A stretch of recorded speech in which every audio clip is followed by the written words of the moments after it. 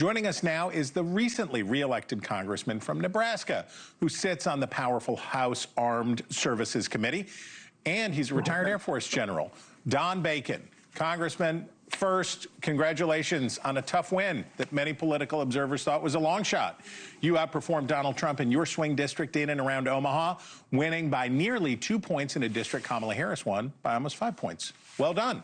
And I do want to get to those many national security considerations, but first I want to talk to you about another win you've had. On Friday, the president-elect nominated Oregon Congresswoman Lori Chavez-DeRemer to be his Secretary of Labor, and you were a big booster, but she's getting some blowback. She was one of the few House Republicans to support legislation that critics say would have eroded protections for workers who did not want to join unions. Legislation you yourself opposed. The National Right to Work Committee wrote to Trump. There are only 3 Republican elected officials who co-sponsored legislation that would end every state right to work law in the country, and it is appalling that one of them would seek a job as your Secretary of Labor. What do you say to those criticisms?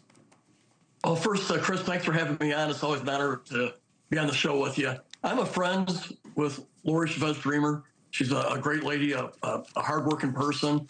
She is close to labor, so I think this gives President Trump an opportunity to strengthen ties with the labor community that are really starting to switch over to the Republicans in mass numbers. The workers out there are becoming more and more Republican, not necessarily all the labor leaders. And so we have an opportunity to really bring a lot of the labor workforce to our side. Now, she's going to respond to President Trump. I didn't support the PRO Act, like you said. She did.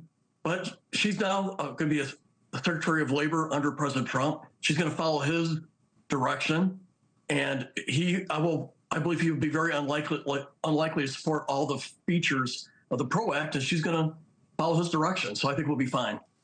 Okay. So first, a quick first question on national security front.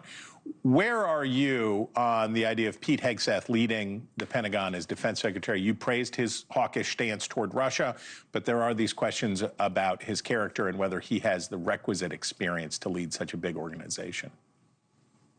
Well, I'm not a senator, so I'm not going to have a vote on the confirmation process. However, I do think some senators will take in, they'll consider some of the character issues that are coming out.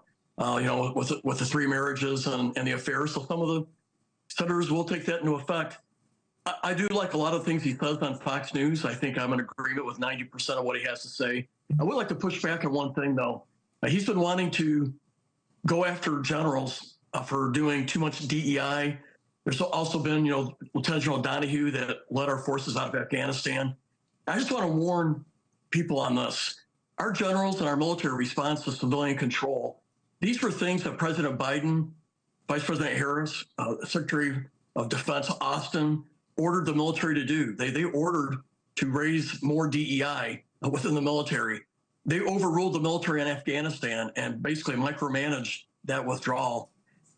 When President Trump comes in and he redoes his directions on DEI and on other parts of the things that the military is doing, the military is going to respond. He's the commander-in-chief. And they're going to follow the orders of the civilian leadership above them. And I think it would be wrong to hold accountable these senior generals who are just doing what the president of the United States ordered to do. They were lawful orders. And I know for a fact, many of them disagreed with the president on this, but they were doing what military is supposed to, follow the orders of the commander-in-chief. Thanks for watching. Go to joinnn.com to find NewsNation on your television provider. And don't forget to click the red subscribe button below to get more of NewsNation's fact-driven, unbiased coverage.